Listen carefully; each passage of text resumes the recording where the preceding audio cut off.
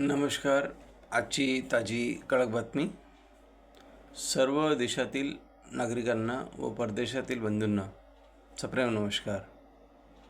काल मुंबई मंत्रालयात सर्व विपक्षीय कामगार संघाने दिल्लीत बसून एक कडाकट निर्णय घेतला आहे.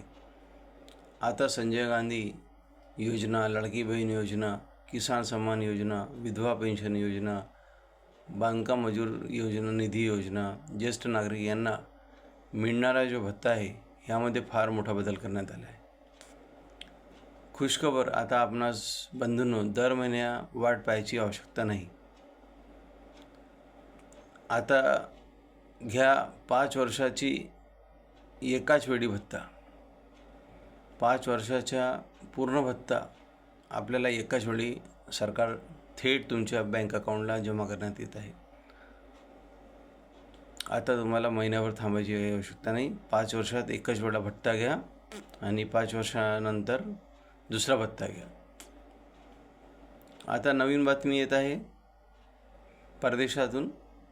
जपान आणि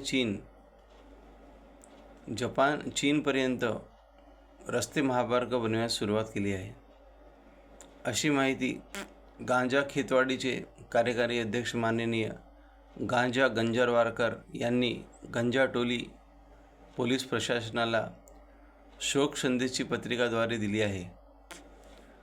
पोलीस तपास सुरू आहे आणि एक खास खबर, आपल्याकडे जर हिरो होंडा गाडी आहे तर ती आपण त्वरित विकून टाका, कारण आता पेट्रोल 35 रुपये लिटर होणार आहे.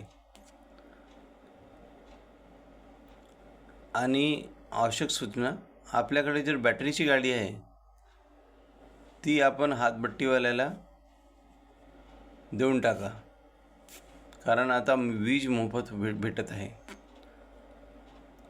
सरकारी रुग्णालय ज्यांना आता बंद करा, कारण सरकार आता आपल्या दारी.